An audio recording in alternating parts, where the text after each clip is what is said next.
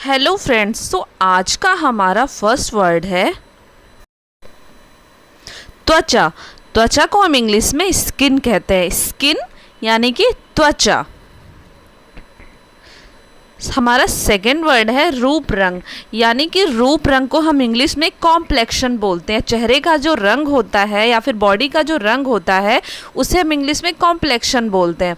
गोरा रंग, गोरा रंग, गोरे रंग को इंग्लिश में फेयर बोलते हैं। फेयर, फेयर यानी कि गोरा रंग। गेहुआ रंग, गेहुए रंग को हम वेटिश बोलते हैं। वेटिश बोलते हैं यानी कि गेहुआ रंग। सांवला रंग, सांवले रंग को हम स्वर्दी बोलते हैं। स्वर्दी यानी कि सांवला रंग। सफ़ेद त्वचा के व्यक्ति, कभी कभी कुछ इंडियंस ऐसे भी होते हैं जिनकी पूरी बॉडी वाइट कलर की होती है, ऐसे लोगों को हम एल्बिनो बोलते हैं। एल्बिनो। त्वचा का डॉक्टर, जो हमारे स्किन स्पेशलिस्ट होते हैं, जो स्किन के डॉक्टर होते हैं, उसे हम डर्मेटोलॉजिस्ट बोलते हैं। डर्मेटोलॉजिस्ट। झुर्रियाँ, जैसे जैसे एज बढ़ती जाती है तो चेहरे पे झुर्रियाँ आ जाती हैं, उसे हम रिंकल्स बोलते हैं। रिंकल्स यानी कि झुर्रियाँ। झाइयाँ, झाइयाँ को हम इंग्लिश में फ्रेकल्स बोलते हैं। फ्रेकल्स यानी कि झाइयाँ।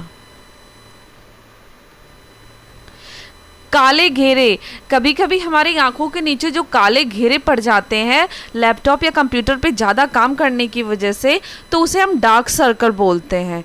दाग धब्बे, दाग धब्बे को हम इंग्लिश में ब्लेमिश कहते हैं। ब्लेमिश यानी कि दाग या धब्बे।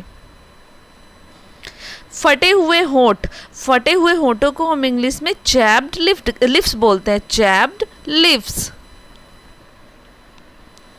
फटे हाथ, जो हमारे ज़्यादा काम करने की वजह से हमारे हाथ फट जाते हैं तो उसे हम चैप्ड हैंड बोलते हैं। Chapped hand. फटी हुई त्वचा, सर्दियों के मौसम में अक्सर स्किन फट जाती है, उसे चैप्ड स्किन बोलते हैं। Chapped skin. फटी हुई एड़िया, फटी हुई एड़ियों को हम इंग्लिश में क्रैक्ड हील्स बोलते हैं। Cracked heels. रोंगटे खड़े होना, जब अचानक डर की वजह से या किसी बात को सुन के हमारे रोंगटे खड़े हो जाते हैं, उसे हम इंग्लिश में गूस बम्प्स बोलते हैं। Goose bumps. तिल, तिल को हम इंग्लिश में मॉल बोलते हैं। मॉल यानी कि तिल। पैदाइशी निशान, पैदाइशी निशान जो जन्म के समय से रहता है उसे हम पैदाइशी निशान बोलते हैं और इसे इंग्लिश में हम बर्थ मार्क बोलते हैं। Birth mark. मस्सा, मस्सा बॉडी के किसी भी पार्ट पे हो सकता है, उसे हम वर्ट या मस्सा बोलते हैं। इंग्लिश में हम इसे वर्ट बोलते हैं। रोमकूप, जिधर से हमारा पसीना निकलता है उसे हम रोमकूप कहते हैं और रोमकूप को इंग्लिश में हम पोर बोलते हैं। पोर यानी कि रोमकूप। गाल के गड्ढे, कभी कभी किसी इंसान जब वो हंसता है तो उसके गालों पे छोटे छोटे गड्ढे पड़ जाते हैं, उसे हम डिम्पल बोलते हैं। डिम्पल यानी गाल के गड्ढे।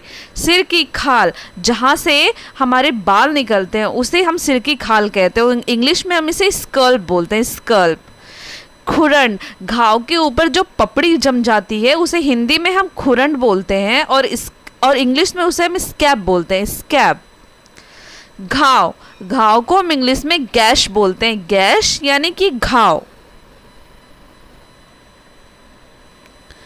फफोला, जलने की वजह से जो हाथ या कहीं पर जलने की वजह से जो फफोले पड़ जाते हैं उसमें पस भरा होता है, उसे हम इंग्लिश में ब्लिस्टर बोलते हैं। गुमटा, जब अचानक चोट लग जाती है और वहाँ पे जो स्वेलिंग आ जाती है उसे हम गुमटा बोलते हैं। गुमटे को इंग्लिश में ब्रूज बोलते हैं। खरोच के निशान, खरोच के निशान को हम इंग्लिश में स्क्रैच बोलते हैं। फिर ये निशान कैसा भी हो, खरोच के निशान उसे हम इंग्लिश में स्क्रैच बोलते हैं। मुहासे, मुहासे एक एज आने के बाद फेस पे निकलते हैं या पीठ पे निकलते हैं तो उसे हम मुहासे या फिर उसे इंग्लिश में एक्ने बोलते हैं।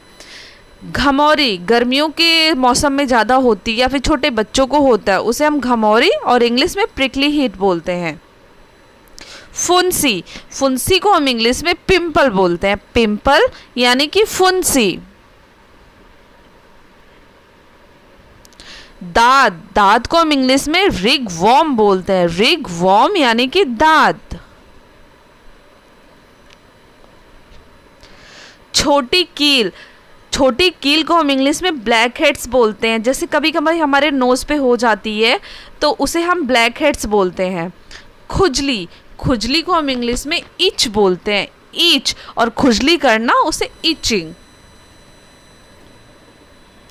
फोड़ा, फोड़े को हम इंग्लिश में बॉयल बोलते हैं, बॉयल, बॉयल यानी कि फोड़ा।